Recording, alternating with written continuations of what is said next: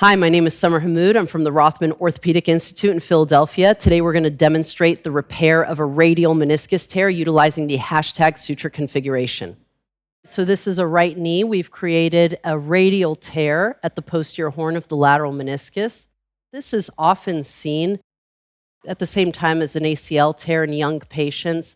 This can have kind of very frayed edges as well. So these can be very challenging to repair, but are really critical for the young patient and the long-term health of their joint to get a nice repair. So we're going to talk a little bit about that. What I'll say is that here I'm coming through my initial lateral portal, which I like to make a little bit higher.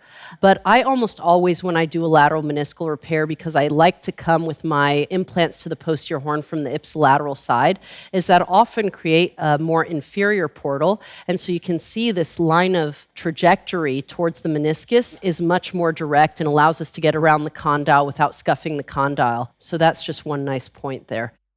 I like to use these atraumatic, very small, like the torpedo or the curved 4-0 shaver to prepare either meniscal capsular junction or tear edges. And I'll typically just use it on forward, no suction. But in these challenging ones, you can use a rasp as well for sure, but you can use this to freshen up the tear edges to enhance the biology and ultimate healing. You can always come away and use your suction. So we're going to utilize the hashtag suture configuration here. And so for this configuration, I usually place my ripstop sutures on either side of the radial tear first. So we'll go ahead and start there.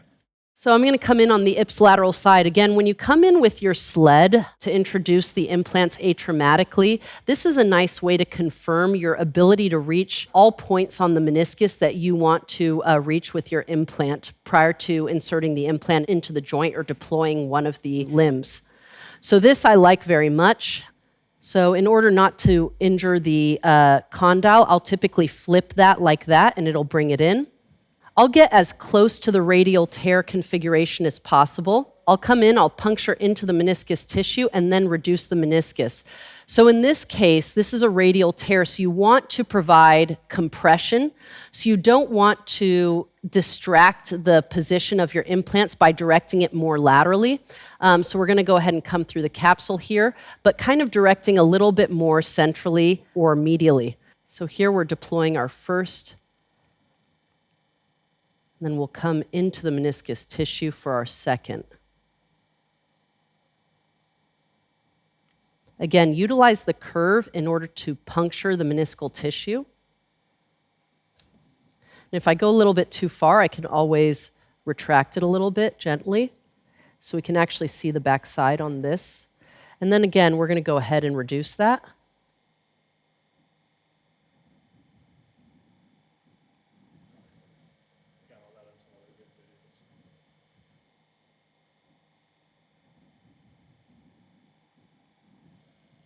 So for these ripstop sutures, these do not need to compress the meniscus significantly against the capsule.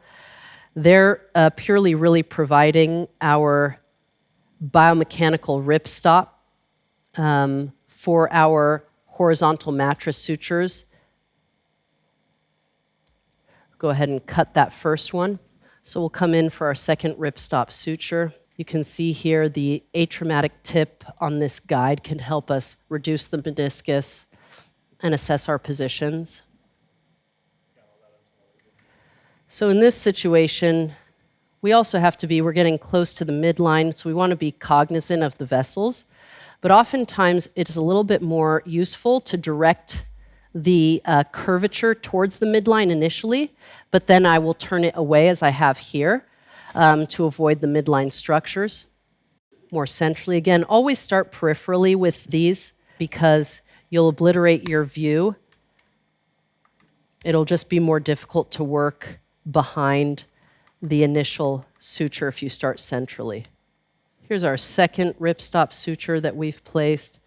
So now we're going to go ahead and introduce our first horizontal mattress stitch. Come in with our guide again. Again, always important to start peripherally first and then progress centrally.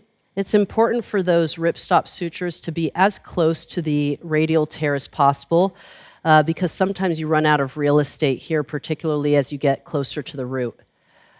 So we'll start with our more peripheral stitch, again, angling away from the vascular structures.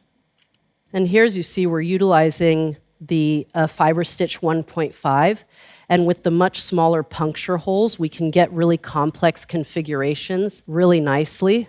See that nice compression happening with the first compression loop, and now the second. We'll use our knot pusher cutter to complete the tensioning. So here we have that final tensioning, nice compression across the peripheral portion. All right, here we're going to put our more central. So here we see our initial tensioning of our more central stitch, which is coming out really nice. I'm someone who doesn't mind a little bit of over-tensioning on radial repairs because in case there is any loosening, as with weight bearing and compression, ultimately, which I restrict for the first 6 weeks, I like a little bit of over-reduction initially. And so here now is our final kind of introduction with the knot pusher cutter. Can do our final tensioning and do our cut.